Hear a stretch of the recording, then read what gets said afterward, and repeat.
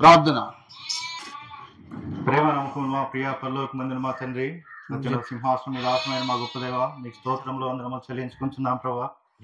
మమ్మల్ని ప్రేమించి ప్రభా ఈ రాజ్య సువార్త వ్యాప్తి కొరకే ప్రభా మమ్మల్ని ఇంతవరకు తీసుకొచ్చిన విధానం బట్టి మీకు స్తోత్రంలో అందరం ప్రభా. అయ్యా, ఈ గ్రామం ఉద్దేశించి ప్రభా మీరు ఏ ఉద్దేశం అయితే ప్రభా ఇక్కడ తీసుకొని వచ్చారో ఆ ఉద్దేశాలన్నీ పరిపూర్ణంగా నెరవేరుస్తురండి ప్రభా. ఏ ఆత్మకు ఎటువంటి వాక్యం కావాలో, ఎటువంటి సువార్త కావాలో, వారి జీవితాల్లోని మార్పులకు ఎటువంటి ప్రభా మాటలు అవసరమో ప్రభా మీరు దాసుల ద్వారా అందిస్తురమ్మని ప్రార్థిస్తున్నాం ప్రభా. సహాయం చేయండి, మీరే సహాయపడుతురమ్మని ప్రభా. మీ కృపను కోరుకుంటూ ప్రభా ముందున్న సమయంలో కూడా అయ్యా మీ కృపను, మీ కనికరాన్ని కోరుకుంటూ యేసు ప్రభు వారి ఘనమైన నామములో ప్రార్థిస్తూ వేడుచున్నాను తండ్రి.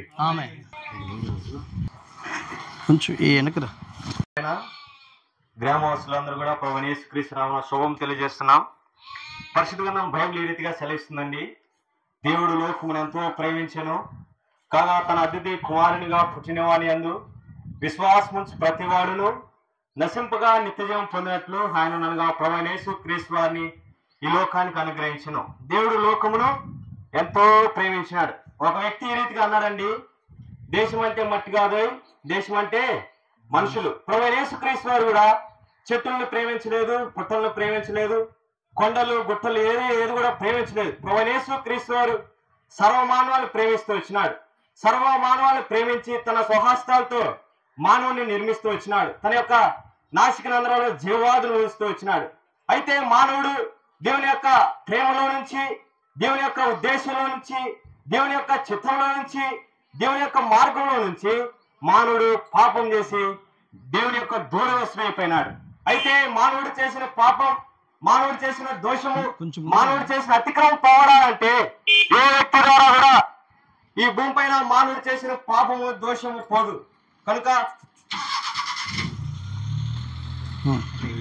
చేస్తూ వచ్చినాడు. మానవుడు చేసిన పాపం పోవడానికి పరిశుద్ధమైన రక్తం పడాలా. అది కోడెల రక్తము కాదు, ఎడ్ల రక్తము కాదు, కోళ్ళ రక్తము కాదు, మేకల రక్తము కాదు. కనుక మానవుడు చేసిన పాపం పోవడానికి కొరకై ఒక పరిశుద్ధమైన రక్తం చిందించబడాలా. ఆ పరిశుద్ధ రక్తం ఎవరి ద్వారా ఉందంటే ప్రభువైన యేసుక్రీస్తు వారే.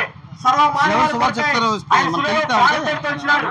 ఆయన సర్వమానవాళి చేసిన పాపము, సర్వమానవాళి చేసిన తిరుగుబాటును పోవడానికి ప్రభువైన యేసుక్రీస్తు వారే ఆ పరిశుద్ధమైన ఆ పరలోక పట్టణాన్ని తండ్రి సింహాసనాన్ని విడిచిపెట్టి ఈ భూలోకానికి అర్థించిన వాడుకున్నాడు. అదే క్రిస్మస్ గా మనం చెప్పుకుంటాం. ప్రభువైన యేసుక్రీస్తు వారు ఈ లోకంలో జన్మిస్తూ వచ్చినాడు. కనుక మానవుడు తమ స్వహస్తంతో చేసిన పాపం బట్టి ప్రభువైన యేసుక్రీస్తు వారి చేతిలో కొట్టబడుతూ వచ్చాయి. మానవుడు చేసిన పాపం బట్టి దేవుడి యొక్క పాదములకు శీల కొట్టబడుతూ వచ్చాయి. మానవుడు తలంపుతో చేసిన పాపం బట్టి తలకు మరణ కిరీటం పెట్టబడుతూ వచ్చింది. మానవుడు తన దేహంతో చేసిన పాపం బట్టి ప్రభువైన యేసుక్రీస్తు వారి దేహము భూమిగా సారవసాలుగా కనుక ప్రభువైన యేసుక్రీస్తు వారే ఈ లోకంలో జన్మించి సర్వమానవాళి పాప పరిహార నిమిత్తమై ఆయన కలువరి శిలువలో కలువరి పైన ఆయన ప్రాణం పెడుతూ వచ్చినాడు. ఆ మండు చెండలో, ఆ కలువరి శిలువ పైన, ఆ కొయ్య కర్ర పైన ప్రభువైన యేసుక్రీస్తు వారు మానవుడు కొరకై తన రక్తం అంతా ధారాలుగా చిందిస్తూ వచ్చినాడు.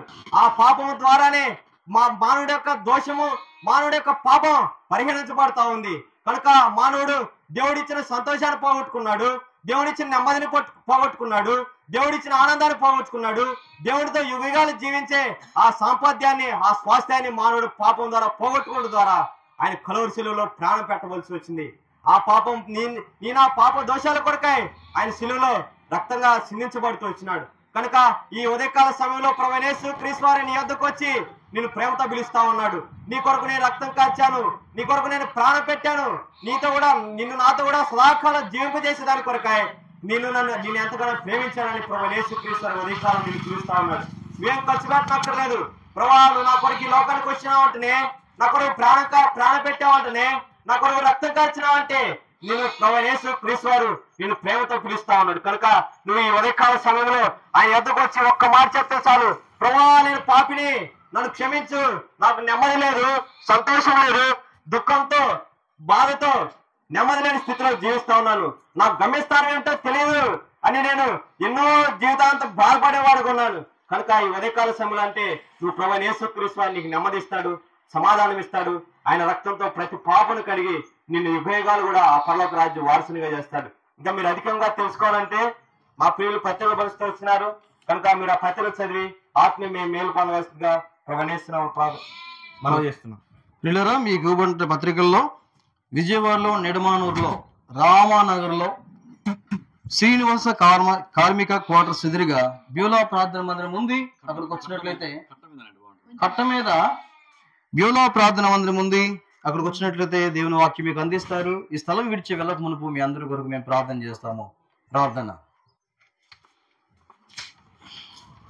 ప్రేమగల పరలోక తండ్రి, వాక్యమైన దేవ స్తోత్రాలు. ఇలాగూ మీ నామాన్ని ప్రకటించడానికి మాకు ఇచ్చిన దంతకై స్తుతిస్తుంటున్నాం. మీరు మాత్రం పాపరిహారం అని విశ్వాసులుగా క్షమించే దేవుడు. అనేక సంగతులు దాసులు చెప్పబడిన మాటలు విన్న ప్రజల హృదయాల్లో గింగురమన్నట్లు, ఒప్పించినట్లు, నీ ఉద్దేశం నెరవేర్చినట్లు చేయండి. మీ 6 నీళ్ల మీద మరలా చూస్తున్నారు. వాక్య పెట్టినారు చలి వెళుతున్నాం నాయన. ఒక దినాన దీని ఫలం ఆ స్థలాలను మేము చూసినట్లు చేయండి. ఏర్పాట్లను బిడ్డలను దర్శించమని కోరు.